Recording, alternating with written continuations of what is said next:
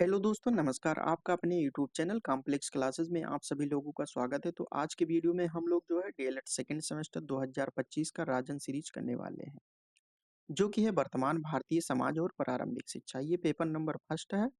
और इसके पहले हम लोगों ने जो है बहुविकल्पीय प्रश्न और अति लघु उत्तरीय प्रश्न बिल्कुल समाप्त कर चुके हैं। तो आज के वीडियो में हम लोग जो है लघु उत्तरीय प्रश्न करेंगे। ये 23 क्लास जो है हो चुका है आप सभी लोगों का। इसके पहले का वीडियो नहीं देखे हैं तो आप लोग चैनल पर जाकर देख सकते हैं, और इसका पीडीएफ प्राप्त करना चाहें तो आप लोग जो है टेलीग्राम चैनल ज्वाइन कर सकते हैं। वहाँ पे आप सभी लोगों को पीडीएफ प्राप्त हो जाएगा। तो कल के वीडियो में हम लोगों ने 150 नंबर तक जो है समाप्त किया था। तो आज के वीडियो में हम लोग देखेंगे 151 नंबर। 151 नंबर में दिया हुआ है, बाल श्रमिकों की समस्याएं बताइए। तो बाल श्रम एक सामाजिक समस्या है। बाल श्रमिक की समस्याओं को जो है निम्नलिखित रूपों से समझा जा सकता है, जैसे शिक्षा समस्या, आर्थिक समस्या हो गया। तो बाल श्रमिक क्यों बनते हैं? क्योंकि उनके पास जो है पर्याप्त मात्रा में पैसे नहीं होते हैं, ठीक है। इसीलिए जो है यहाँ पे आर्थिक समस्या की बात कर सकते हैं। भावात्मक और मानसिक शोषण, स्व की कमी, अपराधी व्यवहार, वैयक्तिक विघटन, सामाजिक विघटन और स्वास्थ्य शिक्षा। उसके बाद में हम लोग देखते हैं 152 नंबर। 152 नंबर में क्या दिया है कि बाल श्रम निःशुल्क एवं अनिवार्य शिक्षा में बाधक क्यों है, बताइए। जो बाल श्रम होता है निःशुल्क और अनिवार्य शिक्षा में बाधक क्यों है। तो बाल श्रम इससे संबंधित जो है संविधान में भी जो है वर्णन किया गया है कि 6 से 14 वर्ष के बच्चों को जो है निःशुल्क और अनिवार्य शिक्षा के दायरे में किस प्रकार से लाया जाए, ठीक है। तो इन सभी के बारे में हम लोग बात करेंगे। तो बाल श्रम करने वाले बच्चे निःशुल्क एवं अनिवार्य शिक्षा का लाभ नहीं उठा पाते हैं, क्योंकि इस संबंध में सरकार की एक बड़ी पहल निःशुल्क तथा अनिवार्य शिक्षा पाने का बच्चों का अधिकार अधिनियम 2009 है, ठीक है। जो इससे पूर्व संविधान संशोधन अधिनियम द्वारा शिक्षा पाने के अधिकार को मौलिक अधिकार के रूप में स्वीकार कर लिए जाने को कार्य रूप प्रदान किए जाने से संबंधित है। इस अधिनियम के माध्यम से सबके लिए शिक्षा के लक्ष्य को प्राप्त करने का मार्ग प्रशस्त हो गया। इस अधिनियम के लागू होने के साथ ही भारत के 6 से 14 वर्ष के आयु के बच्चे जो हैं उनको निःशुल्क और अनिवार्य शिक्षा के दायरे में लाया गया है। लेकिन बाल श्रमिक बच्चे इस शिक्षा का लाभ नहीं उठा पाते हैं। बाल श्रम विभिन्न रूपों में निःशुल्क एवं अनिवार्य शिक्षा में बाधक होते हैं, ठीक है। तो इस प्रकार से आपको समझ में आया होगा कि बाल श्रम निःशुल्क एवं अनिवार्य शिक्षा में बाधक क्यों है, इसको बताना था। और संविधान में लेकर इसका क्या वर्णन है, इसके बारे में हम लोगों ने बात की। अब हम देखते हैं कि वर्तमान समय में जनसंख्या शिक्षा की आवश्यकता क्यों है। तो सबसे पहले जानिए कि जनसंख्या शिक्षा होता क्या है। तो जनसंख्या शिक्षा उसे कहते हैं जिसमें जनसंख्या के बारे में जो है पढ़ाया जाता है बच्चों को, उसे जनसंख्या शिक्षा कहते हैं। इसकी आवश्यकता क्यों है? क्योंकि वर्तमान समय में जनसंख्या शिक्षा हमारे लिए बहुत आवश्यक है। इसका विरोध न केवल हमारे लिए आत्मघाती है, बल्कि इससे हमारे देश की सभी प्रकार की प्रगति की आशाएं छीड़ होती है। भारत में सभी जागरूक नागरिक यह अनुभव करते हैं कि जनता को जनसंख्या संबंधी कुछ शिक्षा अवश्य मिलनी चाहिए। महात्मा गांधी ने संतति के जन्म से मर्यादित करने हेतु ब्रह्मचर्य अथवा आत्म संयम को एकमात्र रूप से स्वीकार किया है। प्राचीन काल में भी गृहस्थ आश्रम में, ठीक है, गृहस्थ आश्रम में संयम पर जो है बल दिया जाता था। परंतु आजकल जनसंख्या को सीमित रखने का एकमात्र उपाय परिवार नियोजन होता है, ठीक है। परिवार नियोजन रह गया है। जनसंख्या शिक्षा भी इस दिशा में महत्वपूर्ण योगदान दे सकती है। उसके बाद में हम 151 नंबर की बात करते हैं। यहाँ पे दिया है कि पर्यावरण शिक्षा देते समय शिक्षक को किन किन समस्याओं पर ध्यान देने की आवश्यकता होती है। तो इसको हम लोग देखेंगे कि विशेष ध्यान देने की आवश्यकता होती है किन किन क्षेत्रों में। तो प्राकृतिक साधनों का ह्रास, उसके बाद में है तकनीकी प्रगति के साथ साथ दिनों दिन बढ़ता प्रदूषण और जनसंख्या विस्फोट। तो ये सभी जो है पर्यावरण शिक्षा देते समय शिक्षक को इन सभी समस्याओं को जो है ध्यान में रखना चाहिए। उसके बाद में है अलगाववाद को परिभाषित कीजिए। तो भारत एक लोकतंत्रात्मक राष्ट्र है, जहाँ विभिन्न प्रकार के जातीय एवं भाषा भाषी परंपराएं अपनी उपस्थिति दर्ज करती है। ऐसा भी कहा गया है, भारत जो है अपना भारत, वो विविधता में एकता है। ठीक है।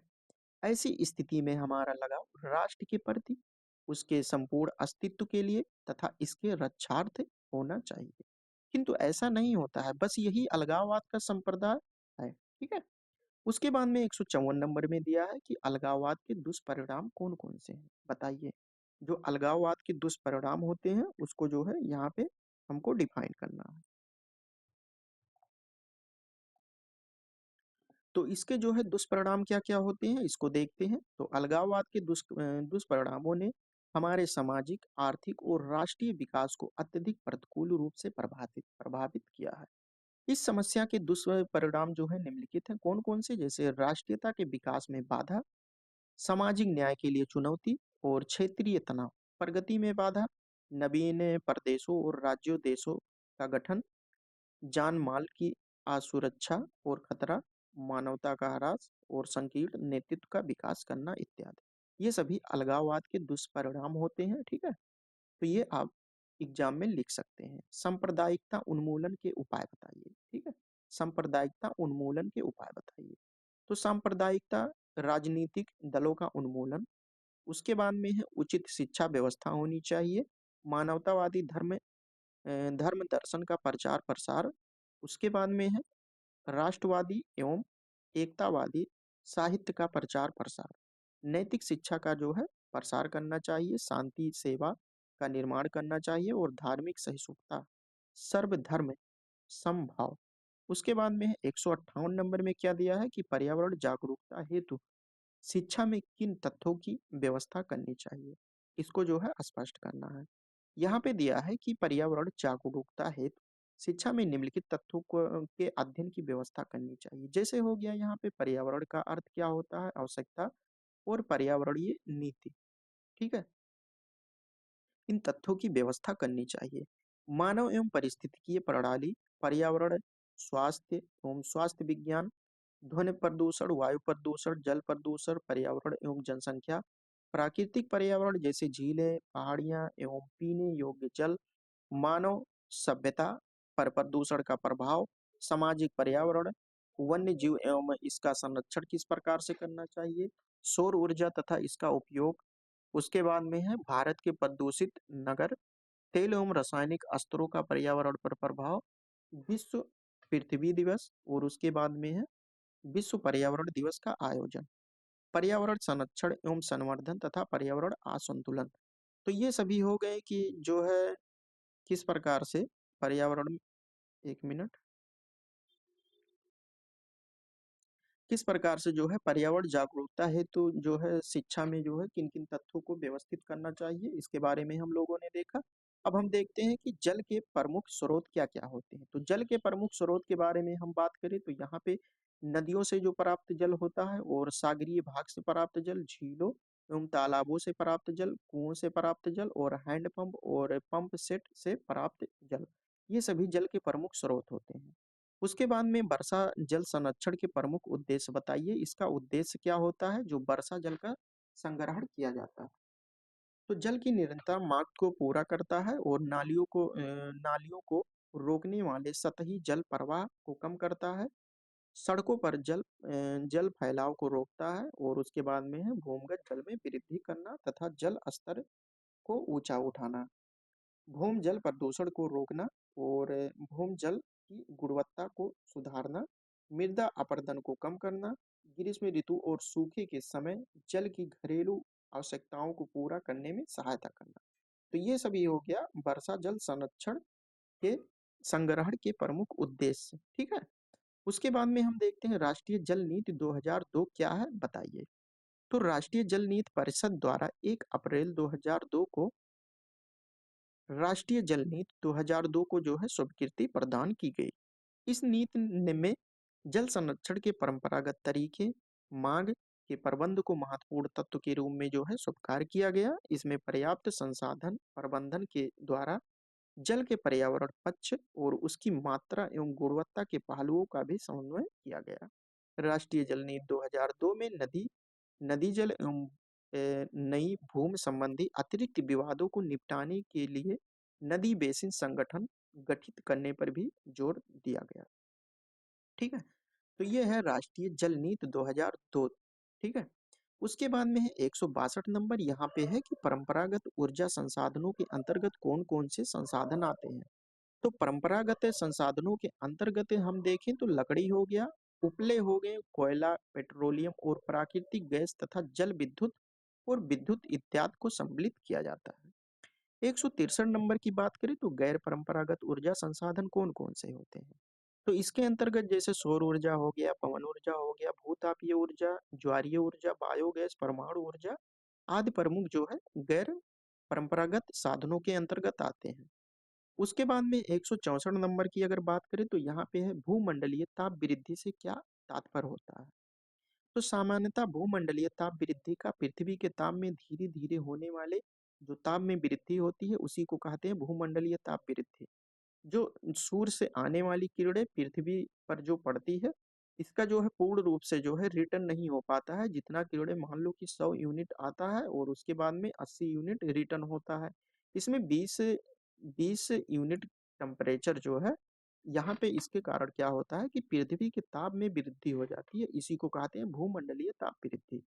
ये जो है पृथ्वी के तापमान में धीरे धीरे होने वाली वृद्धि होती है। ठीक है, तो इसी को कहते हैं भूमंडलीय ताप वृद्धि। उसके बाद में भूमंडलीय ताप वृद्धि का क्या प्रभाव पड़ता है, इसको हम लोग देखते हैं। तो शोधों से प्राप्त आंकड़ों के अनुसार यह ज्ञात हुआ है कि पिछली सदी के दौरान जो है धरती का औसत तापमान आधा डिग्री सेंटीग्रेड बढ़ गया। ठीक है, आधा डिग्री सेंटीग्रेड बढ़ गया है। तापमान वृद्धि की वर्तमान दर के अनुसार 2100 तक विश्व का तापमान विनाशक स्थिति तक बढ़ सकता है। अतः स्पष्ट है कि आगामी कुछ दशकों में हमें तापमान वृद्धि एवं ओजोन ओजोन परत क्षरण दोनों को भयावह समस्याओं से जो है जूझना पड़ सकता है। तो ये हो गया भूमंडलीय ताप वृद्धि, जो पृथ्वी के टेम्परेचर में वृद्धि होता है उसका क्या प्रभाव पड़ता है। ठीक है, उसके बाद में 166 नंबर की हम बात करते हैं। यहाँ पे है मूल्य परक शिक्षा की आवश्यकता क्या है। तो मूल्य मूल्य क्या होता है, मूल्य जैसे हो गया सत्य हो गया। ठीक है, सत्य हो गया, विचार जो होते हैं उसको जो है मूल्य कहते हैं, जो अच्छे अच्छे विचार होते हैं। जैसे हमारा देश अपनी कला संस्कृति और दर्शन आदि की गौरवशाली परंपराओं पर जो है सदैव से ही गौरवान्वित होता रहा है, किंतु समसामयिक युग में अनास्था एवं पारंपरिक अविश्वास के वातावरण में हमारी प्राचीन सभ्यता तथा मूल्य कुछ दूषित धूमिल से हो गए हैं। तथाकथित आधुनिक की भ्रामक अवधारणा, अस्तित्ववादी जीवन और अनात्मक परक नास्तिकता, पाश्चात्य सभ्यता का अंधा अनुकरण, तर्क प्रधान चिंतन आदि के समय के इस प्रभाव से हमारे पुरातन मूल्य प्रदूषित हो रहे हैं। ठीक है, कलुषित एवं संकटग्रस्त वातावरण ने मूल्यपरक शिक्षा की अपरिहार्यता की ओर सभी का ध्यान आकृष्ट कर लिया। हमने संक्रमण काल में कर्तव्य या कार्य संस्कृति के स्थान पर उपभोक्तावादी संस्कृति का अंधा अंधा अनुकरण कर लिया है। इसी उपभोक्ता संस्कृति ने मूल्यपरक शिक्षा की जरूरतों को और भी प्रबल बना दिया है। तो इस प्रकार से हम लोगों ने देखा कि मूल्यपरक शिक्षा की आवश्यकता क्या है। उसके बाद में हम देखते हैं यहाँ पे विद्यालय स्तर पर मूल्य परक शिक्षा के प्रमुख उद्देश्य क्या होने चाहिए। तो विद्यालय स्तर पर मूल्य परक शिक्षा के उद्देश्यों की अगर बात करें तो मूल्य परक शिक्षा के उद्देश्य क्या होने चाहिए। विद्यालय को एक उत्तरवादी नागरिक बनाने हेतु प्रशिक्षित करना चाहिए। उसके बाद में है राष्ट्रीय लक्ष्यों जैसे समाजवाद, राष्ट्रीय एकता, लोकतंत्र, धर्मनिरपेक्ष तथा सर्वधर्म समभाव, सामाजिक, आर्थिक और राजनीतिक न्याय उचित अर्थों में बोध कराना। ठीक है, ये जो है मूल परक शिक्षा के उद्देश्य हैं। उसके बाद में देखते हैं देश की सामाजिक, सांस्कृतिक, धार्मिक परिस्थितियों के संबंध में उन्हें जो है जागरूक बनाना। उसके बाद में छात्रों में सहयोग, प्रेम, करुणा, शांति और अहिंसा, साहस, समानता, न्याय, बंधुता, वैज्ञानिक दृष्टिकोण आदि मौलिक गुणों का जो है विकास करना चाहिए। उसके बाद में छात्रों को स्वयं को जानने के लिए प्रोत्साहित करना चाहिए, जिससे वह स्वयं में आस्था रखने में समर्थ हो सके। उसके बाद में है छात्रों को स्वयं तथा अपने साथियों के प्रति, स्वदेश के प्रति, मानवता के प्रति तथा सभी धर्मों एवं संस्कृतियों के प्रति, जीवन एवं पर्यावरण के प्रति उस उनमें समुचित दृष्टिकोण विकसित करना की बात करते हैं। यहाँ पे दिया हुआ है कि मूल्यपरक शिक्षा के क्या सिद्धांत होते हैं। जो मूल्यपरक शिक्षा होती है उसके क्या सिद्धांत होते हैं। तो मूल्यपरक शिक्षा जो है धार्मिक शिक्षा से जो है भिन्न होता है। ये धार्मिक शिक्षा नहीं होता, इससे जो है अलग होता है। अतः इसमें धर्म विशेष पर जो है बल नहीं दिया जाना चाहिए। ठीक है। उसके बाद में है मूल परक शिक्षा के कार्यक्रम की सफलता घर विद्यालय के आदर्श वातावरण एवं शिक्षकों के आधार पर जो है होना चाहिए। इसे स्वतंत्र विषय के रूप में जो है पाठ्यक्रम में स्थान नहीं दिया जाना चाहिए, बल्कि विभिन्न विषयों में इसके लिए मूल्यों को जो है समाहित किया जाना चाहिए। 4 नंबर की बात करें तो संविधान के निर्देशित मूल्य तथा सामाजिक उत्तरदायित्व मूल परक शिक्षा का केंद्र बिंदु होना चाहिए। तो संविधान के निर्देशित मूल्य होते हैं तथा सामाजिक उत्तरदायित्व का मूल्य जो होता है उसको मूल परक शिक्षा का जो है केंद्र बिंदु जो है होना चाहिए। 5 नंबर की बात करें तो मूल परक शिक्षा को समाज की आर्थिक व्यवस्था, सामाजिक व्यवस्था के संदर्भ में क्रियान्वित किया जाना चाहिए। उसके बाद में 169 नंबर की बात करते हैं तो भूमंडलीकरण के प्रमुख उद्देश्य बताइए। भूमंडलीकरण क्या होता है इसके बारे में हम लोग बात कर चुके हैं। भूमंडलीय तापन, ठीक है। ग्लोबलाइजेशन क्या होता है। ग्लोबलाइजेशन मतलब होता है कि जैसे मान लो कि आपके भारत में जो जीआई टैग दिया जाता है प्रोडक्ट पे, अगर यहाँ पे मतलब भारत में जो वस्तुएं उत्पादन होती हैं तो वो भारत लेवल, इंडिया लेवल पर ही केवल बिकेंगी। अगर उसको जीआई टैग मिल जाता है तो वो इंटरनेशनल ग्लोबलाइजेशन, इंटरनेशनल, ठीक है, इंटरनेशनल लेवल पर जो है उसकी मांग हो जाएगी। तो यही होता है ग्लोबलाइजेशन, ठीक है। किसी वस्तु को जो है विश्व स्तर पर मांग हो जाए। तो आधुनिक युग में मानव के विकास एवं उच्च जीवन स्तर के लिए भूमंडलीकरण का जो है क्षेत्र अधिक व्यापक हो गया है। भूमंडलीकरण के प्रमुख उद्देश्यों की अगर हम बात करें तो जैसे हो गया विकास के लिए नवीन साझेदारी, गरीबी उन्मूलन, उदारीकरण और सरकारी नियंत्रण की सीमितता, संतुलित विकास, विश्व बंधुत्व की भावना होनी चाहिए और उसके बाद में अंतर्राष्ट्रीय सहयोग और आर्थिक समानता होनी चाहिए। तो ये हो गया भूमंडलीकरण के प्रमुख उद्देश्यों के बारे में हमने बात किया।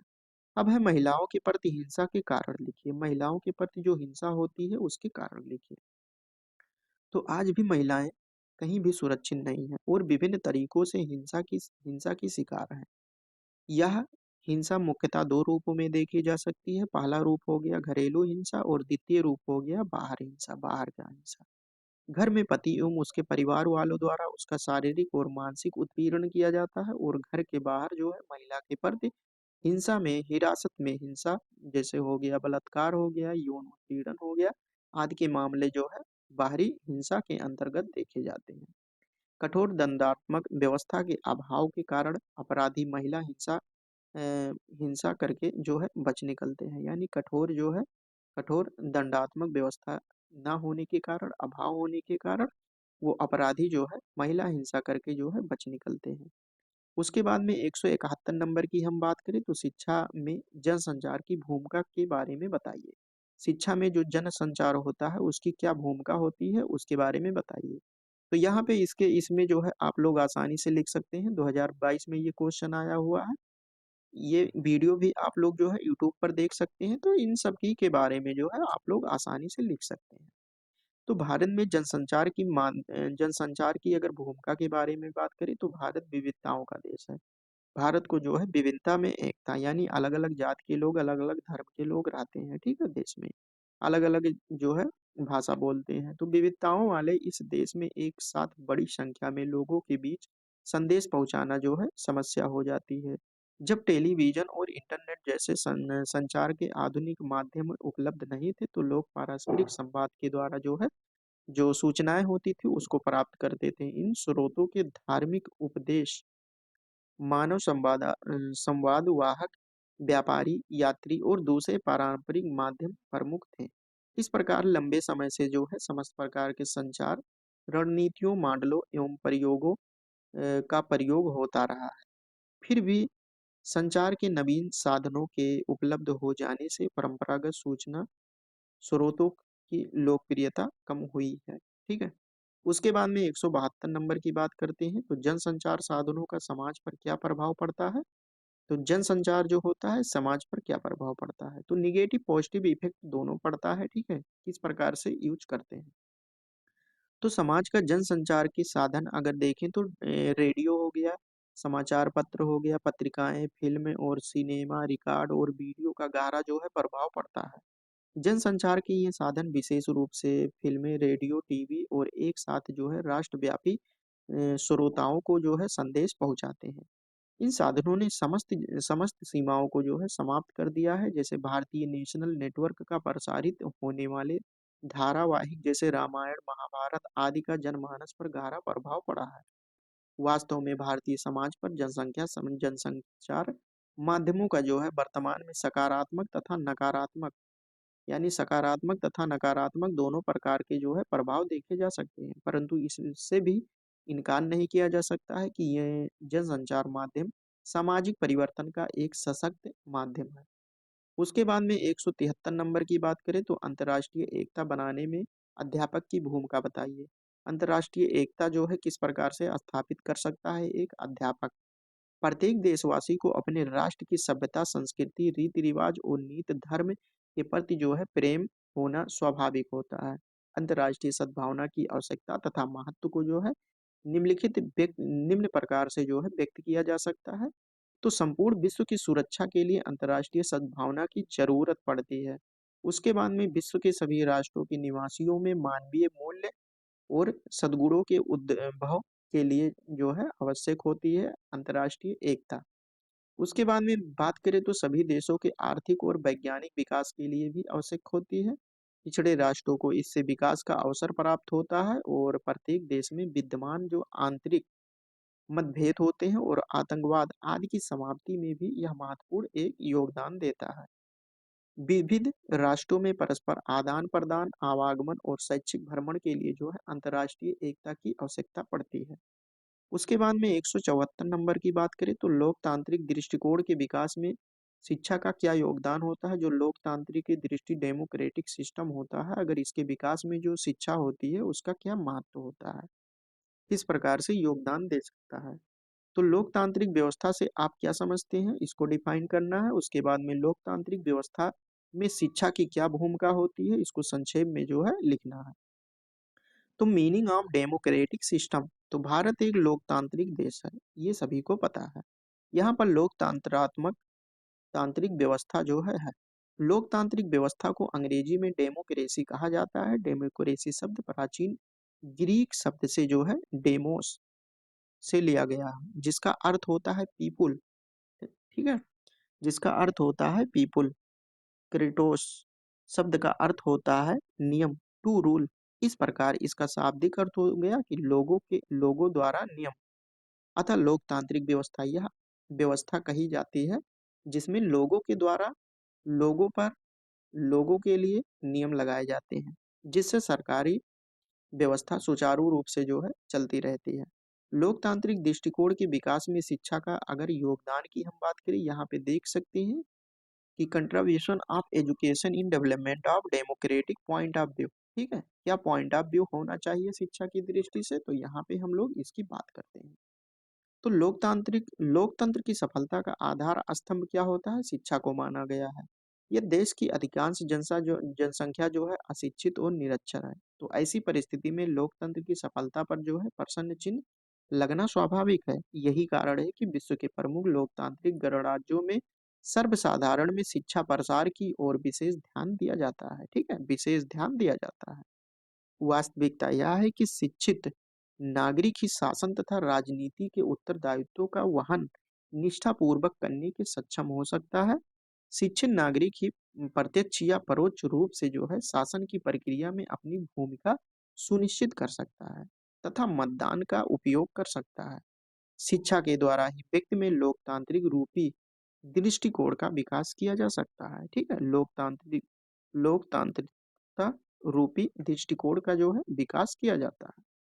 यही कारण है कि शिक्षा के द्वारा छात्रों में लोकतांत्रिक दृष्टिकोण का विकास करने में हमेशा से ही भारत जैसे देश में बढ़ावा दिया जा रहा है।